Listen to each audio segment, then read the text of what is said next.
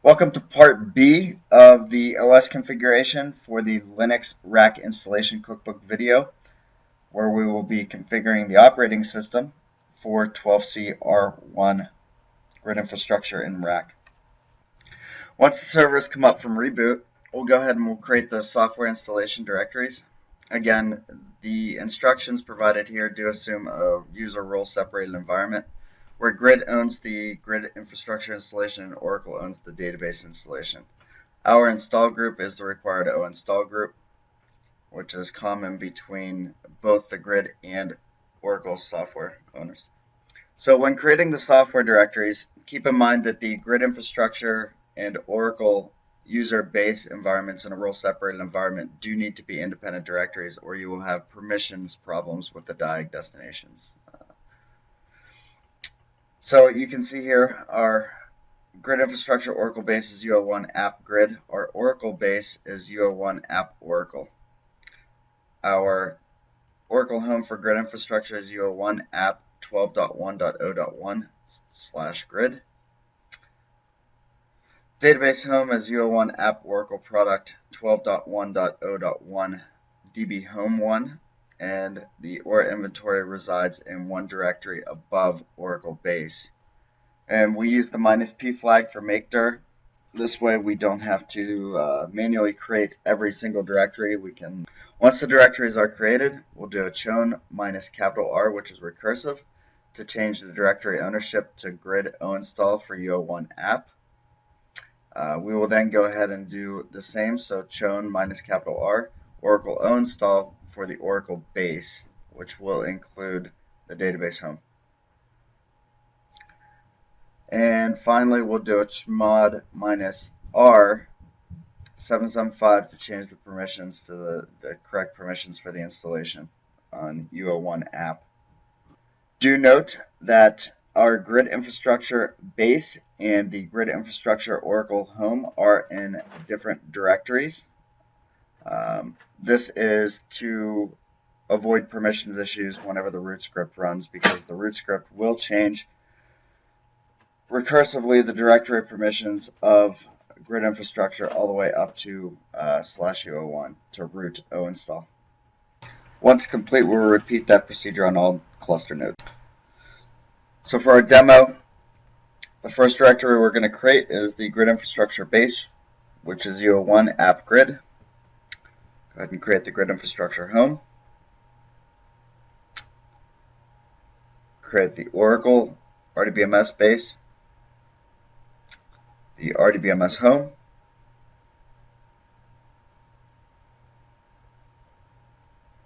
and finally the ORA inventory. Now we'll do a chown -R grid o-install on UO1 app, chown grid Oracle o-install UO1 app Oracle, and finally chmod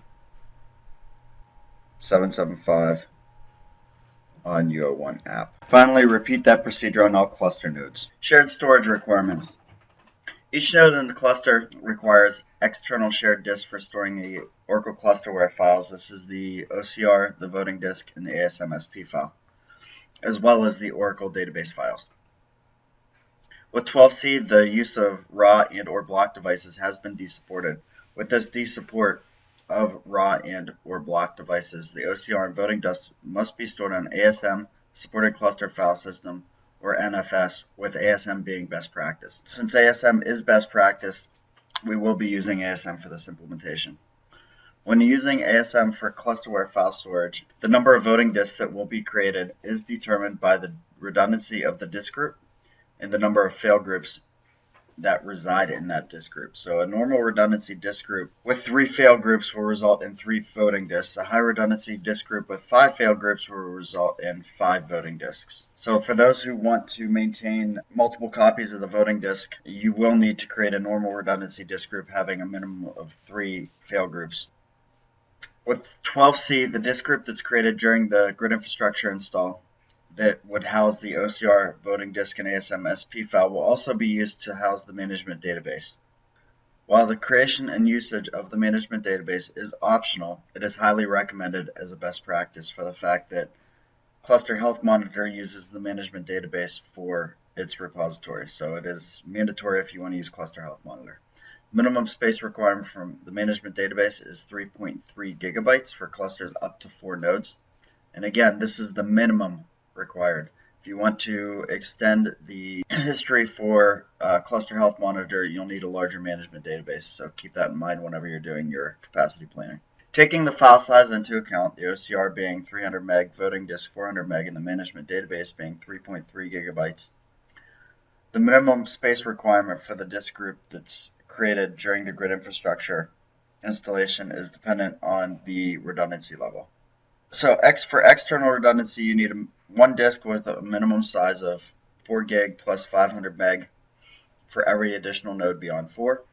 High redundancy, you need 3 disks with a minimum size of 3 gig per disk, so that's a total of 9 gig, with 500 meg additional space for every node beyond 4. And for high redundancy, 5 disks with a minimum size of 2.7 gig per disk, for a total of 13.5 gig, plus 500 meg for every additional node beyond 4. For this demo install, we will be using a normal redundancy disk group.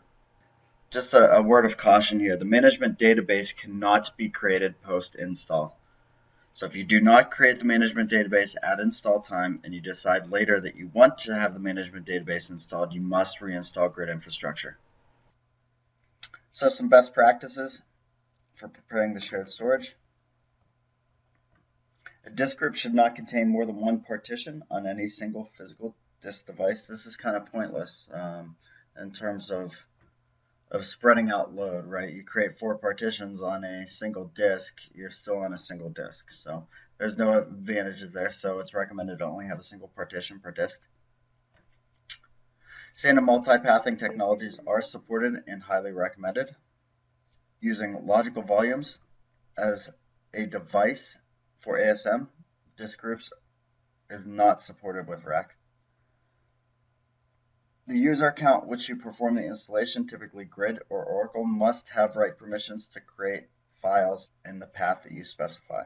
For those installations using high-end SANs with hardware RAID, external redundancy is the recommended redundancy level for Oracle database files. Best practice is to store the OCR and voting disk in an ASM SP file in line with the database. So you would have no more than 2 disk groups. So 2 disk groups is the recommendation. Exceptions can be made for different disk redundancy levels, multi-tier storage, etc. I posted a note here, 810.394.1 for additional information. One exception here would be if you want 3 voting disks and you are on one of those high-end disk arrays, you would want a normal redundancy disk group for with 3 fail groups for your OCR and voting disk, and you would want external for your database data files. ASM lib should be utilized on the Linux platform for ease of management and performance gains introduced by the ASM lib async IO driver. All disks in a given ASM disk group should be the same size and carry the same performance characteristics. A minimum of 4 disks per ASM disk group is recommended to take advantage of ASM data file based striping. So data files are striped, but they're striped at the data file level. To gain the most benefit from that stripe, you will need a minimum of 4 disks per disk group. Additional best practices are covered in Note 810.394.1. For this installation, we will be using a normal redundancy disk group with 3 disks, so 3 fail groups, which will result in the creation of 3 voting devices. We do want external redundancy for our database files because our shared storage is a high-end disk array running RAID. So we will have our OCR and voting disk in a separate disk group. The disk group layout is shown on the screen here. You can see that we have 3 4 gigabyte LUNs for the OCR and voting disk. And then we have 4 disks per ASM disk group. First disk group being the data disk group, second data disk group is the fast recovery area. So once the LUNs have been presented by a sysadmin, from the SAN to all servers in the cluster, we need to partition the LUNs from a single node. To do this, we'll run fdisk and we'll create a single partition with a 1 meg offset. This 1 meg offset is a recommended best practice to promote alignment of the partitions. Repeat that fdisk command on all shared block devices. So for our system, that's XVDC through XVDM. And then on the remote nodes in the cluster, we'll go ahead and run part probe to rescan the partition table. Okay, let's go ahead and partition our shared storage. Before partitioning, I would recommend that you run fdisk-l on all nodes of the cluster, just to make sure that it's accessible.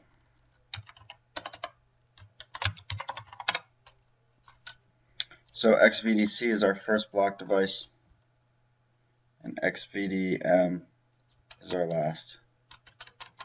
Okay, there's XVDM. Okay, so to partition, we're going to use fdisk and then the device name. We're only going to provide an example of the first line, and then you'll repeat that for each line or disk.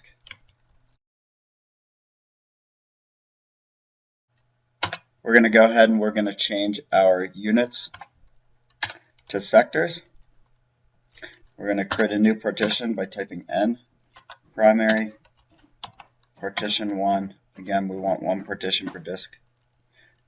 We're going to start at 2048, which will create the 1 meg offset that we talked about in the best practices.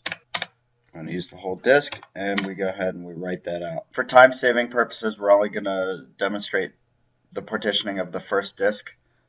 You'll want to repeat that same exact procedure for all disks that will be presented to ASM. Now we will use the part probe utility on each node of the cluster to rescan the partition table to ensure that those partitions are available and visible on all nodes of the cluster. We use SSH to do so, so SSH hostname, part probe, and that will take care of the partition discovery. Alright, so now we'll prepare and configure ASM lib. So ASM lib is a recommended best practice. It eases the administration of ASM devices and provides increased performance with a async IO driver that was written for ASM. For this installation, we will obviously be using ASM lib. If you're unable to use ASM lib for support reasons or for any other reason, you can utilize UDEV to set the ASM device permissions. Instructions on how to use UDEV to set ASM device permissions can be found in my Oracle Support Note 152.8148.1.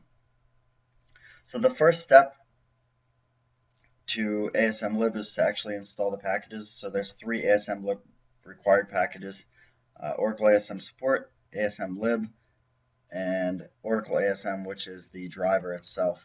If you're on a UEK kernel, the Oracle ASM RPM, which is again the driver itself, is built into the kernel. So you only need 2 packages on UEK systems, which is Oracle ASM Support and Oracle ASM lib. So we'll use yum to install those RPMs. Once the RPMs are installed, we'll go ahead and we will configure ASM lib. And we'll do that with the etc init.d Oracle ASM configure command. The default owner to own the driver interface is grid.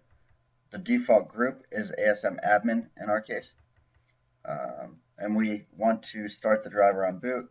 We want to scan ASM disks on boot.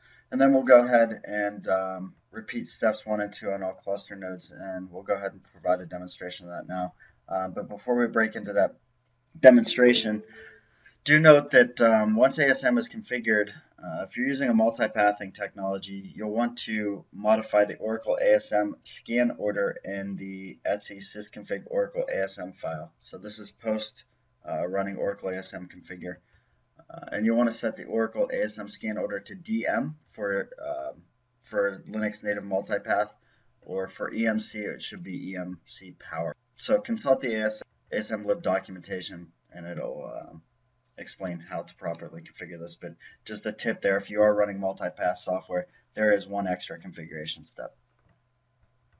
Now that we have configured ASM lib on all of our cluster nodes, we'll go ahead and create or stamp our ASM lib disks. We'll use the Oracle ASM create disk command to do so. So it's Oracle ASM create disk, the name that you want for the ASM disk, and then the block device that sits behind that disk. We'll do that from a single node in the cluster, and then on all remaining nodes in the cluster, we'll simply rescan the ASM disk using Oracle ASM scan disks. Let's install ASM lib using yum. Yum install -y. Y answers yes to any prompts. And for this system, we need Oracle ASM support and Oracle ASM lib. The driver itself is installed within the kernel. It's actually a part of the kernel with UEK, and we are running the UEK kernel. We'll repeat that on each of the cluster nodes. Now that ASM lib is installed on all the cluster nodes, we'll go ahead and configure it on each of the cluster nodes. We'll use etc-init.d Oracle ASM configure to do so. Default user to own the driver interface is grid. The default group is ASM admin. And we want to start the driver on boot, as well as scan disks on boot. We'll go ahead and repeat that process on each of the cluster nodes to configure ASM lib. Last step in ASM lib configuration is to stamp the disks. We use etc-init.d Oracle ASM create disk, the label that you would like to give the disk for ASM, and the device name. So our devices are XVDC1 through XVDM1.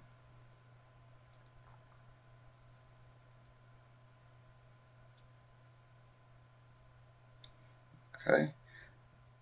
Now that we have stamped those disks, and that was performed on a single node in the cluster, we will go ahead and scan the disks on the remote nodes.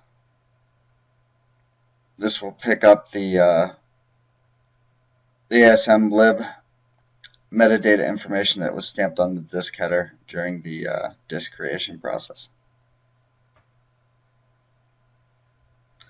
And finally, we'll list out the disks on each of the cluster nodes to validate that they're all visible. That's it for the ASM lib configuration. So now we're ready to stage the Oracle software. It is recommended that you stage the required software into a local drive on node 1 of your cluster. And just as an FYI, starting with the first patch of Oracle 11G release 2, so 11.202. Let's now stage the Oracle Grid Infrastructure and RDBMS software. To stage the software, you will download the 12C Media Kit from OTN if you're installing 12.1.0.1. If you're installing a version later than 12.1.0.1, which is not available at the time of this recording, you will find that release on My Oracle Support. You will download this to node 1 of your cluster. You will extract the software into an empty directory, and it is recommended that this directory be within a local drive on node 1 of the cluster. A quick side note, with 11.202 and above, all grid infrastructure and database software patches are full releases of the software, which enables out-of-place patching for patch sets. The same holds true for 12C, so we ask that you keep this in mind for future planning of the application of patch sets. Alright, so now that we've staged and extracted our software for 12CR1, we'll go ahead and we'll configure SSH user equivalency. So secure shell and secure copy protocols are used for the installation of grid infrastructure and Oracle RAC software. So it's recommended prior to launching the OUI that you configure SSH user equivalency. It can be configured within the OUI. If you want to run Clue Verify prior to launching the OUI, which we do in this demonstration, you'll need to have SSH user equivalency set up ahead of time to do so. To set up user equivalency, we are going to use the SSH user setup script that's provided with grid infrastructure. This greatly simplifies the user equivalency configuration by eliminating the need to copy the public keys from server to server. So as the grid infrastructure software user, run the SSH user setup script, and then we'll repeat that for the Oracle software installation owner. The command is listed here, and we're going to provide a demonstration of that command right now. From node 1 of the cluster, we'll SU to the grid infrastructure software owner. We'll CD to the grid infrastructure software staging location / SSH setup directory. We'll then execute SSH user setup minus user grid minus hosts, a space delimited double quoted list of node names minus advanced minus ex verify minus confirm. And we'll press enter, and it'll begin the process of setting up the SSH user equivalency. At this point, you'll simply follow the prompts. You'll receive a prompt asking if the script can make SSH equivalency changes to the system. You want to choose yes. And that'll be followed by a prompt asking if you want to create a passphrase. We chose no for our installation. And what you're seeing here is the grid infrastructure user password prompt for each of the systems to configure the equivalency.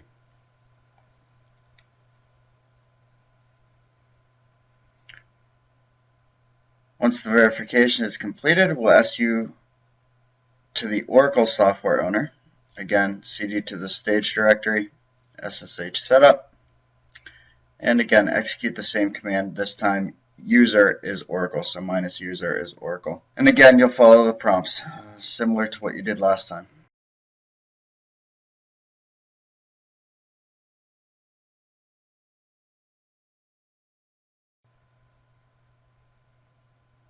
And SSH user equivalency is complete. Now that SSH user equivalency has been configured, we will install the CVU disk RPM, which is required for cluster verification utility to perform the shared disk check. The CVU disk RPM is located in the stage / RPM directory, so your grid infrastructure staging location / RPM, you'll see it out there named CVU disk -109-1.rpm. Step 1 here is to check to make sure that CVU disk is not installed. If it is, let's go ahead and remove it so that we can ensure that the proper version and the proper parameters were passed at install time. So to install CVU disk, we first want to export the CVUQ disk group name, which is ASM admin in our case. And once we've done that, we'll go ahead and install the RPM with RPM-IVH. We'll repeat that on all cluster nodes. First thing we want to do is CD to our grid infrastructure software staging location / RPM. If we do an ls, we'll see the CVUQ disk RPM out there. Now let's make sure that it's not already installed on our system.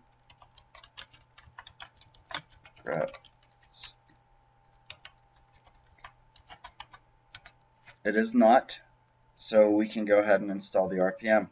Prior to executing the RPM-IVH command, we want to export the CVUQ disk group, which is ASM admin, and then we will follow that by RPM-IVH CVUQ disk.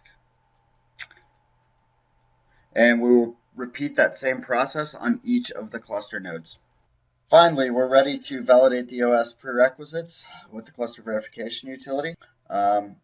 You can rely on the OUI as it does run the cluster verification utility. However, you may find that if you launch the OUI and find a missing prereq, you're going to have to close out the OUI and start all over.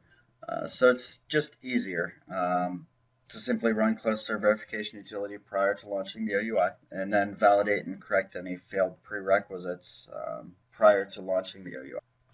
If you do need additional details around a particular check, you can specify the verbose argument and it'll provide additional feedback on the screen on each check. Okay, the cluster verification utility does need to be executed by the grid infrastructure software owner. So we're going to SU to grid. We will then CD to the grid infrastructure software staging location. And we'll execute run clue verify. Run CLUV stage minus pre CRS inst minus n, a comma delimited list of node names without spaces. So let's see, 21.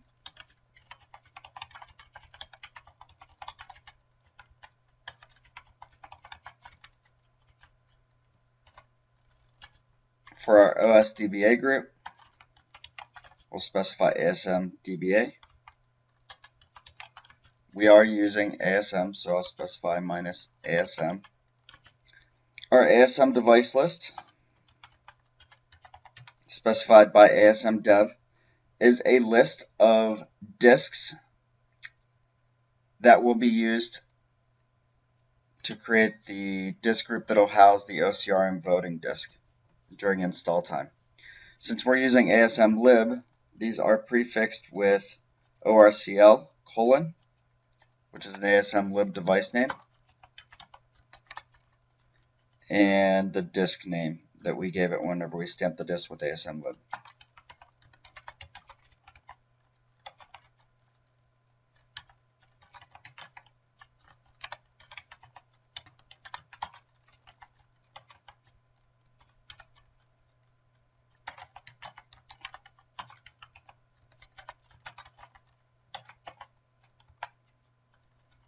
And our ASM group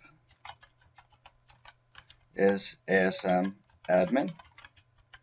Our ASM presence for Flex ASM is local. And our CRS home is UO1 app 12.1.0.1/grid. At this point, you could specify the minus verbose option at the end of this command string if you chose to. For this demonstration, we are not. And clue verify will be to execute.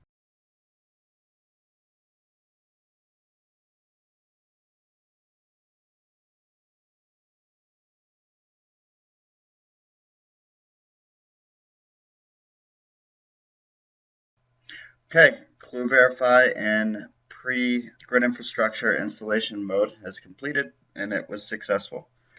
Okay, last but not least, we're going to validate multicast for the private interconnect. So with 11.203, grid infrastructure was enhanced to utilize broadcast or multicast on 230.0.1.0, 224.0.0.251 to bootstrap. However, in 12.1, there was a new issue which effectively disables the broadcast functionality, and you can find information in reference bug 165.47309. So if your private network is not supporting multicast, you're subject to encountering this bug. Do note that most networks do support multicast in the 224.0.0.251, so most installations will not be impacted by this. However, it's still worth validating that multicast is functional on one of the two required subnets. It only needs to function on one of the two subnets. This will prevent an installation failure, actually a failure of the root.sh script post-install. So we'll use the multicast test, or MCAS test program from my Oracle support note 121.2703.1. We'll extract that, and we'll go ahead and execute it to validate multicast is functional. So it is a Perl script, so we'll specify Perl multicast test.pl -n, list all of the nodes in your cluster. -I, ETH1, and ETH2 is specified here, so we're using HAIP, but -I would be your private interface. So again, for HAIP, we'll support up to 4 private interfaces. So ETH1 and ETH2, we're using 2 private interfaces here. If the multicast test failed for both the 224 and 230 addresses, the easiest thing to do is work with your sysadmin and see if you can have multicast enabled for one of those 2 addresses on that private network. If for some reason you cannot enable multicast, you'll need to install patch 165.47309 or the latest 12.1.0.1 grid infrastructure PSU. As this issue will be fixed in 12.1.0.1.1, which is PSU1 for grid infrastructure 12c. And this patch must be installed prior to executing root.sh. So we've downloaded the multicast test program as the GI user to node 1 of our cluster. We're going to SU to grid and make sure we're the grid owner. We're going to extract the multicast test.tgz archive. And we'll go ahead and cd into the created multicast test directory and execute perl mcasttest.pl -n, a comma delimited list of cluster nodes without spaces,